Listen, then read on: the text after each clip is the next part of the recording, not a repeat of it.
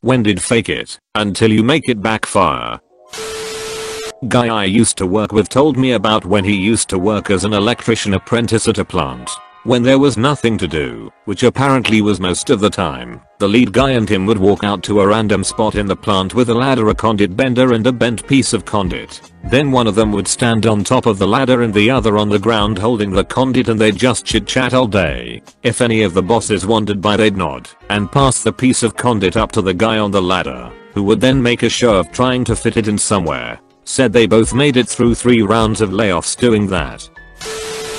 I struggle remembering names. After first introductions, especially in large groups, I tend to forget them, and as a result, just don't use names. It usually works out well, until I remember them properly, but sometimes I'm put in the spotlight and things go south fast.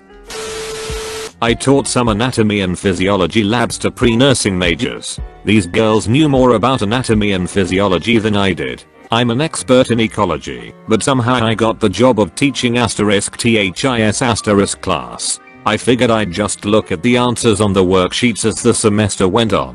When I finally got the student feedback, it was a blow to my sense of confidence. About half of them did indeed notice that I had just been looking at the F******king worksheet answers.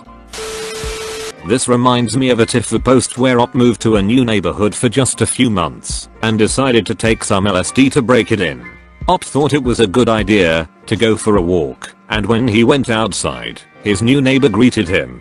Being on LSD and a bit of an introvert, he avoided conversation by speaking French as he knew enough to get by and did not plan on staying there for an extended period of time. This went on for about 8 months, longer than he expected to stay there. And eventually the neighbor had a friend of hers over who also spoke French and tried to start up a conversation with him.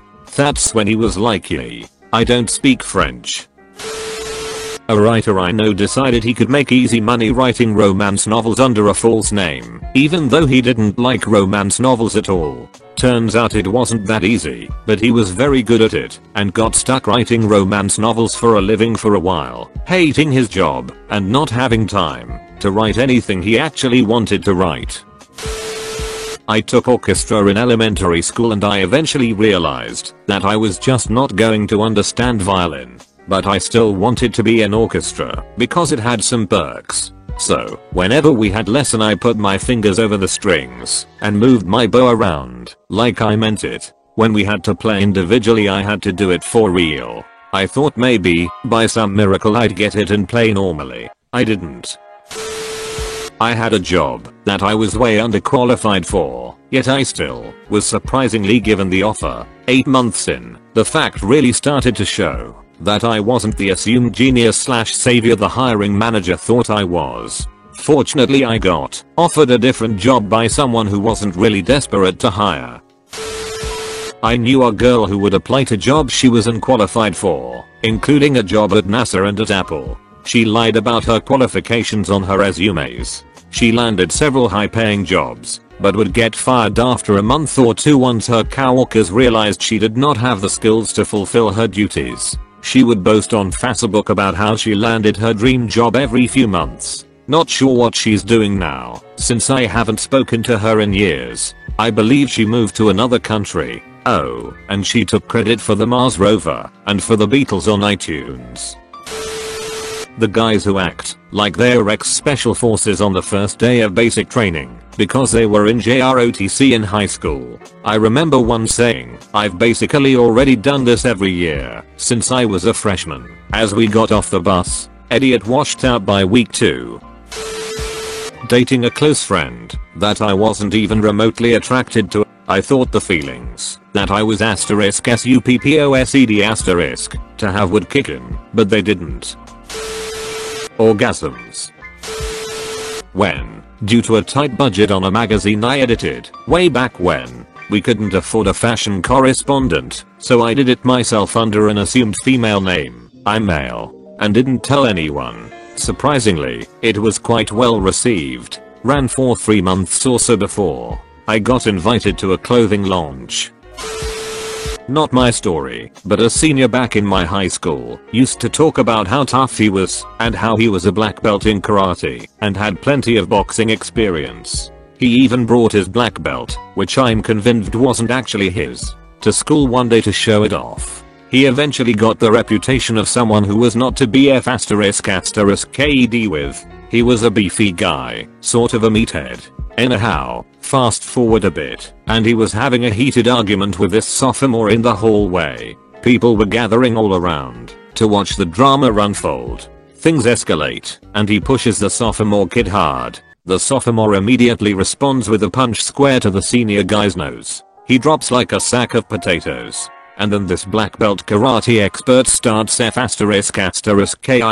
crying. I would like to tell you that this was the end of the fight, but it wasn't. He gets back up, blood dripping from his nose, and swings at the sophomore with quite possibly the worst punch I'd ever seen. Tears and blood are dripping off his face as he's throwing some huge toddler tantrum, just swinging his arms like a windmill and missing every punch. Some teachers came and broke up the fight, and both of them got suspended. The guy never bragged about his fighting experience again after that, and sort of flew under the radar for the rest of the year.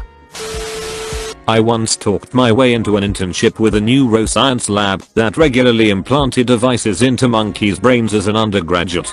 Luckily this did not result in any dead monkeys, as I had only been brought on to help process their data. However, the issue was that they were using MATLAB, and I had vastly overplayed a basic understanding of Python gleaned from a side project on algorithms back in high school. They also simultaneously tried to give a crash course in neuroscience to little old freshman me, so I could be vaguely familiar with the data I was working with. Fun fact, brain surgery is not easy to learn. Yeah, I was politely asked to leave after about 2 or 3 months of banging my head against the wall. Pretty sure I wasn't able to contribute a single line of code or useful data analysis to their project. I did get a cool ceramic monkey mug out of it though, which was nice. Tried to power my way through undiagnosed PTSD. I got 100x worse. Real recovery does require you to face the difficult situations, but in a specific way. Trying to force yourself to get over it will convince your subconscious that the thing is indeed bad. On the flip side, laughter yoga is the most effective fake it until you make it I've ever encountered. Pretending to laugh until you feel so ridiculous you really do laugh. Pretty much an instant mood boost. When someone asks if I've seen a movie and I lie and say yes to fit in. Worked with a successful guy whose reputation was he spends 50% of his time on the job working on his old job and 50% on his next job. Was true. Unfortunately he piloted his plane into a set of power lines. That I was rela and chill with being a dad. When he came out I died a little inside and did not know what to do. It eventually worked out when I lost my job and became a stay-at-home dad for 3 months, and now that boy loves me more than his mom. How does that backfire? I can't take a ***T alone. Make sure to like and subscribe for more daily content. Thanks for watching.